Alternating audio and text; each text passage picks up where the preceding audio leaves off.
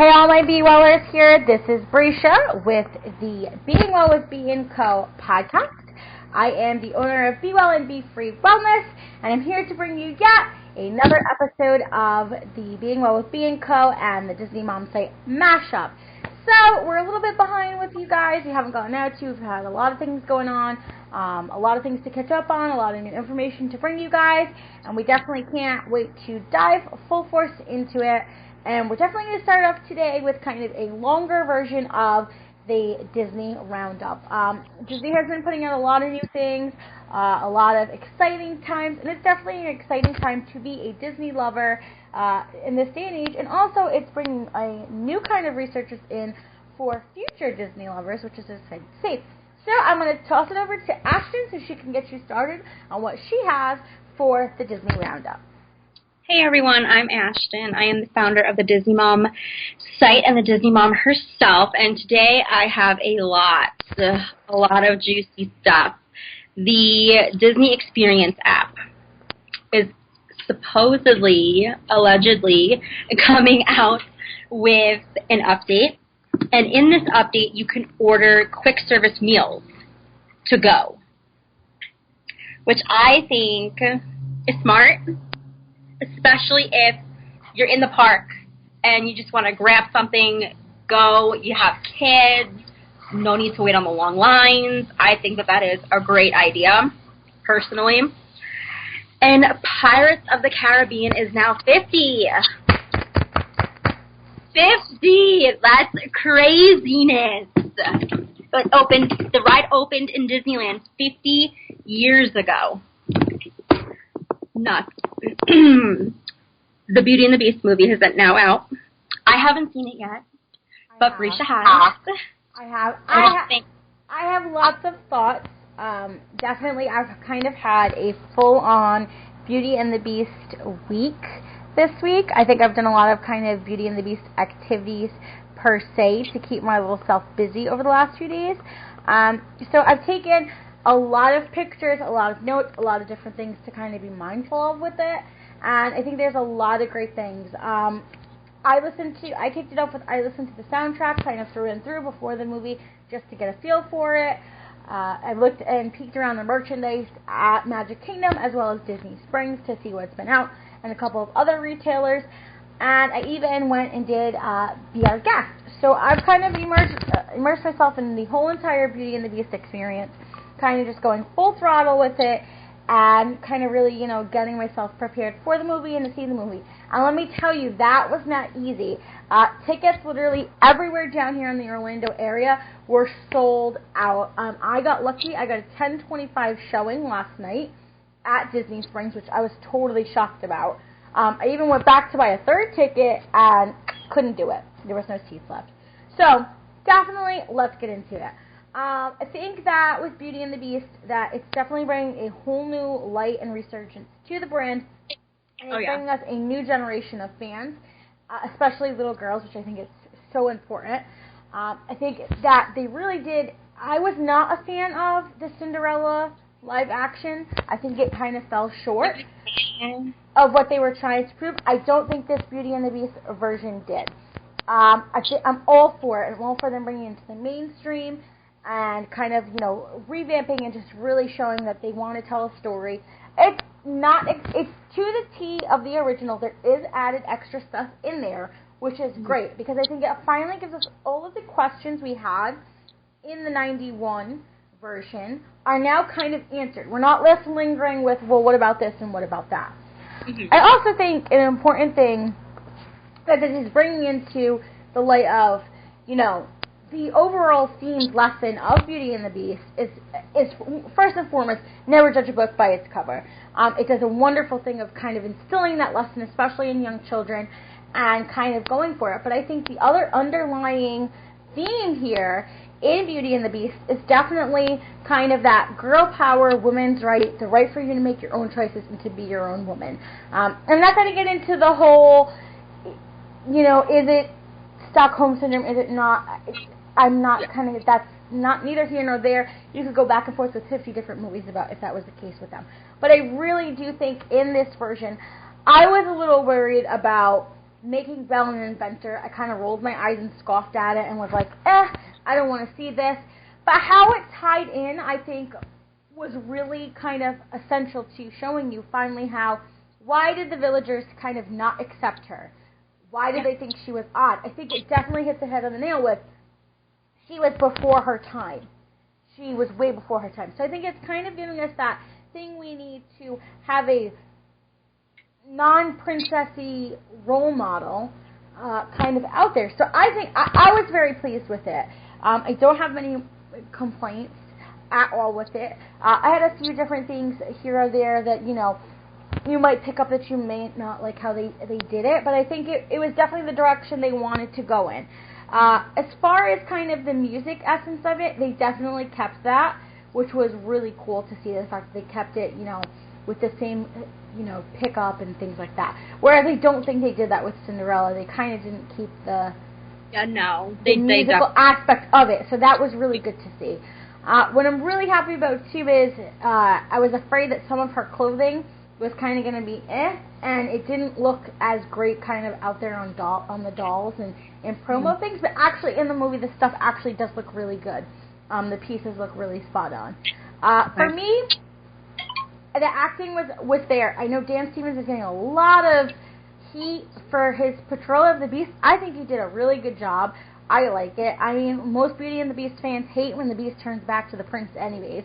They still have that hate, definitely, for sure. I like him as the Beast better. I wish he could stay the Beast without, being kind of, either mocked or killed. But definitely excited about it, and to see where they go next in the direction of live movies. With that being said, there was a major Easter egg, and I am going to speak on it, about the Hunchback of Notre Dame. I think that might be in the works. They dropped a little subtle thing about it in the Beauty and the Beast as an Easter egg, and I'm going to be very excited to see if that is what they choose to do next as one of the live actions. We know that Mulan is in the works. That's exciting. It's not going to be musical-based either. It's going to just be kind of from the story perspective and kind of have a darker feel to it, which is fine. I'm fine that's probably more true to the real story. But if they do a Hunchback of Notre Dame, I do hope they keep the musical component in there. Oh. And I think visually that'll be a stunning film as well. I know we've had this conversation before, too, about the movies that they should do and the ones they kind of shouldn't. But as far as Beauty and the Beast is concerned, definitely hit the mark. Definitely pleased with it. And the soundtrack, too, I listened to it, and I'm thoroughly I'm good with it. I'm happy. I'm pleased with it more so because they kept Celine. I was happy to see that Celine was still involved. I mean, I'm not too happy with the Beauty and the Beast song with John Legend and Ariana Grande. Not so much him, but her. I love the original. Celine will always have a place in my heart, and so I was kind of disappointed about that. But I'm happy that overall they did keep her. And I think it's good to touch upon that they did keep her. I mean, I'm not an overall fan of the Ariana and John Legend kind of mashup. I do think it's a little.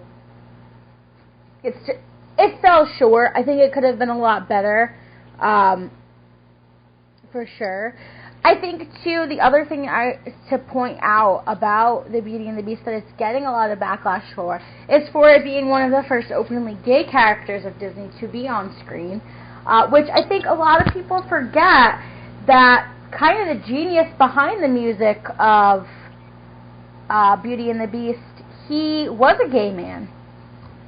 And I think a lot of people don't like to touch upon that, and they don't like to bring it up, but it's a key thing to understand that a lot of the songs that were written in Beauty and the Beast were from the perspective of the fact that he was dying from AIDS. It really had nothing to do about, the Beast being a beast. It actually had to do about his battle with AIDS and how he didn't see kind of a cure. Howard Ashman definitely was before his time in the musical essence, and he's written some of the best Disney classics, but that is where the writing and the lyrics come from, was a kind of time for him of despair and pain and what he was going through. So he kind of gave more of the vision for the Beast as well, to humanize the Beast. So I think it was kind of a nice, neat way for the studio to pay homage to to him, and kind of tying that in. You know, if you watch the animated series, animated version, I think LeFou is always over the top and ridiculous, and you know that he had the tendencies kind of in the background of that. But I think that's kind of something that's getting, if you want to go into the issues of the movie, that's getting thrown out there. But like I said, people should definitely remember kind of the backstory to the original and what was going on. But in case they didn't know, now they'll be informed. So much more than that. I see it as, you know, from a mother's perspective, I see nothing wrong with it. Because you know what? We're supposed to teach our children to embrace who they are and to be proud of who they are and to not judge others, and to see, you know, parents on social media bashing Disney and bashing the movie, a movie that they haven't even seen, because there's a gay character. Why? Like, there's no need for that, because for all you know, your child is gay. This is true, and it definitely brings in that insurgence of, you know, kind of just not judging a book by its cover and going back to the basic lessons of life, of just being, you know, overall accepting. So I think a lot of people are giving Disney that backlash for it, and it kind of just is what it is. It's going to happen. It happens in all different adaptions of work now. You have that similar kind of underlying tone right now going on in the Marvel franchise. If you want to get into it, you know, think about Captain America and Bucky, what's going on there. You really don't know. There are several characters over time that have had lean towards the, you know, borderline, what are they, what is their sexuality, which I think it's interesting how different studios decide to go about introducing it and kind of, you know, making it a thing and bringing it to a forefront. But, you know, it, for sure, like I said, I think the movie kind of landed where it needed to land. They did a really good job with it. A few things I kind of could have done with or without in it, but yeah, pretty much I was pleased with it, and we'll see what happens going further. I think, too, Luke Evans is probably, he plays a great bad guy, so that for sure. He brings Gaston to life in a way I didn't think could be done, and it was definitely done. So, you know, hit the head on the nail there. I didn't think I was going to be too much of a fan. I thought I was going to kind of have Harry Potter, you know, stuck in my head as I was watching it, but definitely. That's what I'm afraid of. And don't be afraid of it. I was definitely afraid of that, too. That this is going to have stuck in my head, but I will say, you know, pretty good job. Too, and, you know, we're going to get on my soapbox about this. Mr. McGregor there, I need my Obi-Wan Kenobi stand-alone films. Disney, where are you? Okay? We need this. We need this. We need you to get it done. He's already on record. He does not want to be old as Alec Guinness was, you know, shooting A New Hope. So let's get on this and get our Obi-Wan stand-alone movies. Which brings me into my next Disney touch-upon. We're going to touch upon some Star Wars stuff. So, we're going to know way more about Star Wars in the next coming weeks, because Celebration is coming, April 18th, I believe. Star Wars Celebration, which is going to be a major thing, a lot of unanswered questions. Star Wars Rebels is about to come to an end this weekend. It'll be an hour-long episode, so we shall see what happens. My prediction for this is that either it's going to end kind of at the Rogue One point, or it's by the next season you're going to see Rogue One kind of in from the eyes of the Ghost crew and what happens there. Devastating news from this week's episode with Star Wars Rebels. They did finally decide to kill Maul off. So, very interesting. Another kind of interesting theory going around is, now that Ezra knows that Obi-Wan Kenobi is alive, is another kind of direction to see where they're going to bring Star Wars with. And if, in fact, Ezra is going to turn out to be who Benicio del Toro is playing in the next episode. So, see a lot of theories on that. We'll see what we have to ultimately end up seeing where Rebels ends, and it has been renewed for a 4th season. So that's kind of my catch-up with that. And if you haven't caught that show, definitely, it's a great kids show. It teaches a lot of good, valuable lessons about, you know, just owning it, being yourself, kind of finding your way, knowing that you need a team, knowing that you need teamwork behind you, and stuff like that. Also, too, in Beauty and the Beast, there was another Pirates trailer. I heard. And I as if this is the last adventure, I got a prediction on this one. What do you think? I don't think it is. And this is why. Orlando Bloom and Keira Knightley are both back in this movie. Mm-hmm. Keira Knightley's screen time is minimal. I think however Pirates is going to end is going to be kind of Keira Knightley will be all the way at the end, maybe the end credit scene, the preview for the next one. I think it's going to end with somehow Orlando Bloom's character and Keira Knightley, you know, he gets to go walk the land every so many whatever. I think that's how it's going to end. That's my prediction. I don't have a prediction because I haven't seen it. I don't think it's the last movie, though. I really don't. I not, because I'm not ready to let go of that just yet.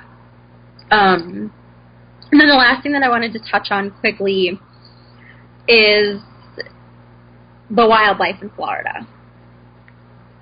It's getting warmer. We're getting closer to summer. And last year when I was there was a tragedy that occurred. I'm not going to mention any names just for privacy reasons, but a little boy was killed because of a gator attack. The summer is when it's mating season. And that's what so many people don't understand. Stay away from the water. Unless it's a pool, stay away from it. Don't go near it. There's snakes. I mean, I've never had any encounters with snakes. But the other thing to keep an eye out and, you know, realize is gators can climb. You're on that first floor patio. When we were there last year, we were at Old Key West. Our patio, we were on the first floor, and directly out of our patio was a lake, whatever you want to call it. And you would hear ruffling in the bush. There was one night where I was sitting in the hot tub with my husband, and we had to leave and call the front desk because you heard in the bushes behind us baby crocs crying for their mother. That is scary. Very scary. So I just ask that you educate yourselves on the sounds that they make, you know, the babies, because if there's babies, the mother is bound to be near somewhere. Keep yourselves safe. Stay far, far away from the water. Disney has now since updated their signs to say to keep out of the water, and that there's warnings of, you know, there could be gators, there could be snakes. Just don't. Just don't go near that, because that was such a tragedy for, I can't even begin to imagine what that family is still going through, all because they went into the water. It is definitely interesting how Disney kind of has put that signage up and kind of has done what they need to do on their end, like from a due diligence standpoint, definitely with kind of trying to, obviously you can't kick the gators out of their natural habitat, it's just not going to happen in that essence. So it's kind of just be mindful that you are in Florida. There is tons of creatures everywhere, all around. Even where I live in my apartment complex, there are signs that say do not step kind of in the grass. There could potentially be gators. And it's crazy because you see people who live down here who, oh, let me go sit next to the water. Let me have my kids play. And it's like, no, it's just not worth it, you know. So it kind of is a good little thing to kind of put that there. Just be mindful of the fact that, you know, this is the area and there is whatever. And if you want to be closer to wildlife and you want to learn more, there are tons of places down here that you can connect with. If you want to see gators, feed gators, if that's your thing, that you can go ahead and do that with. A place where you can safely learn do it, and explore. For sure. Excellent, honey. There's places where you can get educated. And I want to throw this out there quickly. Disney every month does have professional scuba divers go into the waters to remove any wildlife that could harm their guests. But with that said, what people don't realize is they do have fences under the ground, but the babies can get through the chain-linked fences. That's how we then get the problem. It's not Disney not caring and, you know, not doing their job, but wildlife will always find a way. They will always find a way to get to a water source, to get to a food source. So Disney is doing what they can. Before people are like, well, Disney, they are doing what they can to prevent it, but it's just a situation that is hard to completely just stop. So on my end, I'm going to kick it into the How to Beat the Friday Trap segment, which I think we're going to kind of focus today on why you should be getting out there and doing community events and live in-person events. I know for me, so many of us focus on the fact that we want to build our businesses at home so we can spend time with our little ones and we can be able to provide for them and make it so they can have tons of fun and hopefully grow up with the fellow entrepreneur spirit and, carrying on the tradition of building a business. And that's what it's all about. So I think why it's really important to go ahead and do live events in person, whether they be kind of simple like craft days at your local church or different bigger kind of food tasting events, it's really key to go ahead and do them. And I think the three main reasons for it are beneficial to any business. Number one, it's all about connecting and gaining an audience and overall building their trust. There's no better way to do this than to do this in person, meeting people, speaking with them, getting out there, doing what you need to do, and just talking up yourself, talking up your brand, whatever it is that you do.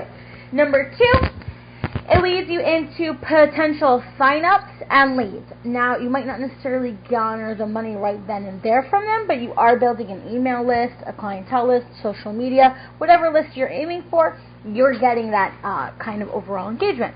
And the number three top reason why you should be doing events is because it's the easiest way to get wear and share items out into the world. Fuck it.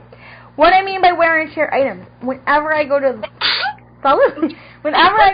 small little business ventures, and I just went to one in Oviedo, Florida. It was called, the Taste of Oviedo. I came home literally with 4 new tote bags, a drawstring bag, koozies, magnets, pens, cups. It is a way to ultimately get your brand out there and get people to spread your brand's awareness. So I think brand awareness is really important. So if you're hesitant to kind of get your brand out there, or you're not sure how to work an event or do an event, I'm definitely here to help. I've done several different types of events, from kind of Christmas bazaars to wedding strolls. There is a way that you can get every single kind of at-home business at an event. There's no market that you can't succeed in. Whatever you're doing, there's always a way to sell it. Not to sell it in the essence of selling it where people have to buy it, but for people to understand it and want to take part in it. So kind of be mindful. Make sure you're looking for events maybe that will garner audience is kind of works for you, and definitely own it. Make sure if you have a team that you bring your team with you, that you're outgoing, you're vibrant. Use social media while you're at the live events to get more people to come. Or business cards. Yes. Some key things to have that I found are really useful to have at your table when you're doing these live events, definitely business cards. Business cards all the way. You should have your laptop or phone with you, because if you have some way to kind of catch all the emails from people, go ahead and do that. Also, as well, have kind of your Instagram, Facebook, Twitter up so people can automatically go ahead and follow you as well. If you have some kind of consumable product that people can eat and taste, for sure, go ahead and have samples out. Samples are great. As well as whatever you make that product into, make sure you have samples of that if people are really serious and really want to try. Another great thing, too, is sound is great, visuals are great, people love it, decorate for the different seasons. I know for me in my personal business, what I asked for Christmas this year is a projector. So the next event I have is going to be really big. I'll have the projector, the backdrop, the whole thing, kind of different things and content in the background and stuff like that. Make it fun, make it interactive. If you know you're at a family-based event, make sure there's something kids are going to want. Whether you do treat bags with your kind of business card in it, so mom and dad are getting something and then the kids are getting something, awesome. Go ahead and do it. But do not be afraid to take your business out into the kind of, not real world, but, the actual in-person world, and market yourself in that way. That'll be so beneficial to you. And growing it, and like I said, getting the key things done. So I have 2 events coming up. The next one is in April and in May. Event season is kind of interesting down here. It kind of runs from kind of April to December. It takes a break kind of in January, February, and March, just because that's when you're seeing like different things. The wedding season comes up, different runs and 5Ks and exercise things start happening kind of in this time. So that's when I focus on my events, is kind of spring, summer, fall, and a late winter on my end. So it's really easy to find these events. There's groups on Facebook that will continue to run the events in your area. Connect in. Don't be afraid to connect in with your local kind of like church, school, bazaars. They'll be happy to have you.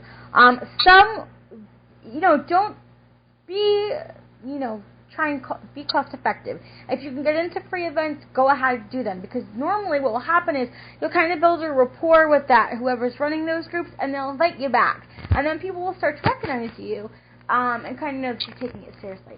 So definitely don't be afraid to kind of grow your business that way, and like I said, make sure you're sharing about it too online afterwards. You have 2 avenues to do it. So that's kind of my beating the How to Beat the Friday Trap edition for this time. So, next up is the Health and Wellness Check-In. So, I started a new program with Beachbody. It's not a new program, it's a new program for me, called Body Beast. It's kind of a weight-based program. I'm actually lifting weights.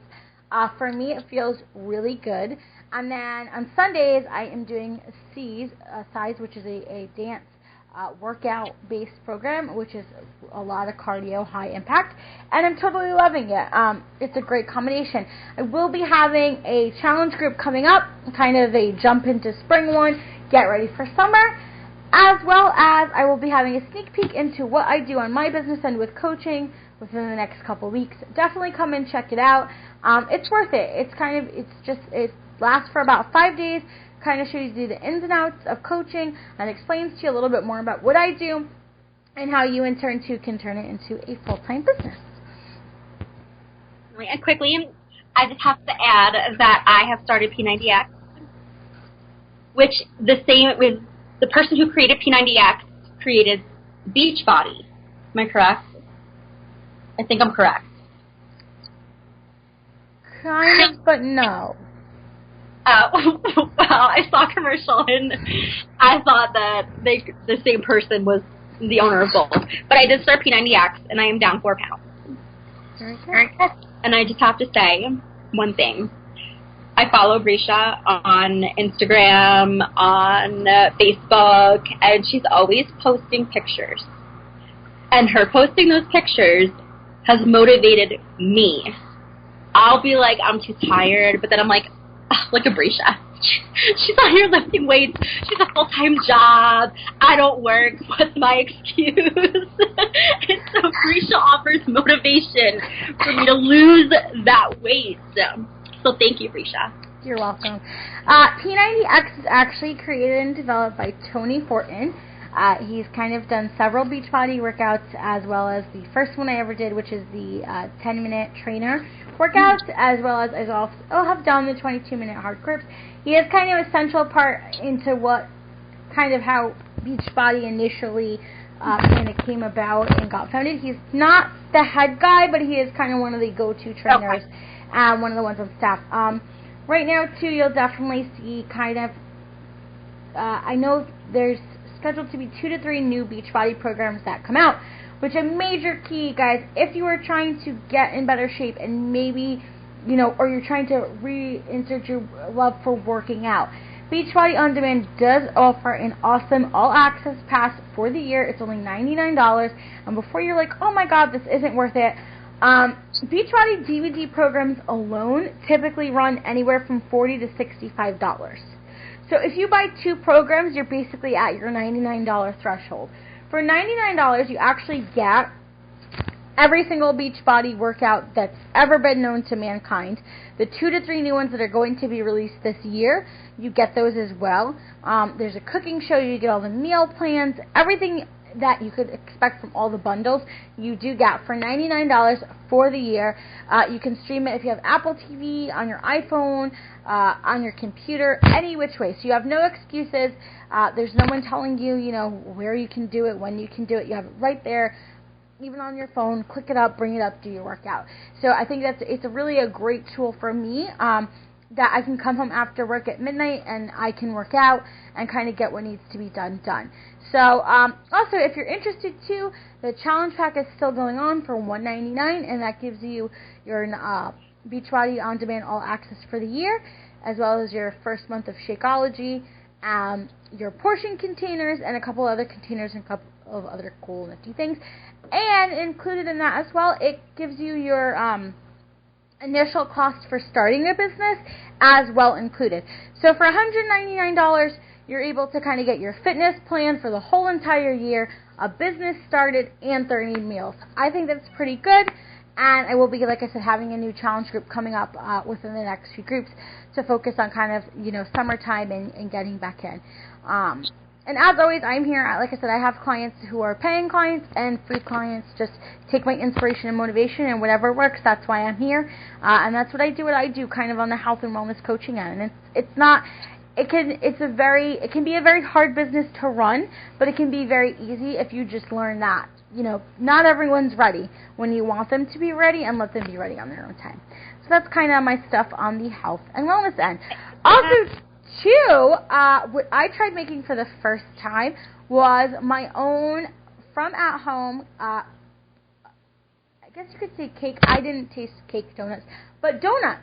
I made a vegan maple version of donuts over the weekend. Yes, they were vegan, yes. They were vegan maple donuts. They were really tasty. I do need to kind of get my maple kind of more mapley. I didn't think they were as mapley. My mom actually thought the maple was fine. Mm-hmm. But it's another kind of great thing to touch upon from the health aspect. There are so many traditional recipes that we know that you can kind of tweak a little bit to make them that much more healthier. Don't be afraid to research it, because it will help you in the long run. I'll actually have the recipe attached to kind of the blog write-up of today's episode, so make sure you check that out if you want to know more. Also another kind of big thing that we're working on too on the creative end for the podcast is some wear and share items for it. We'll definitely be having kind of a wear and share shop open up pretty soon. Hopefully by the beginning of the summertime we'll have that. So you can support us in our different endeavors. So be on the lookout for that as well. And I want to quickly say something about the $99 for the year. My stepdad owns a gym. He owns a Gold's Gym. That $99 that you're paying a year is what you'd be paying a month at his. Sometimes more. There's a gym right around the corner from my house where it's $189 a month for 2 people. That's crazy.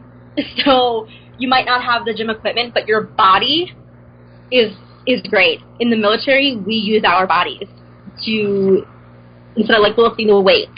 When we do PT, you're using your body. The push-ups, the sit-ups, the mountain climber, things like that will get you into shape. Cardio will get you into shape. And so investing in that $99 is very smart. No, I'll just say that because Brisha's my friend. You actually bring up another great point, too.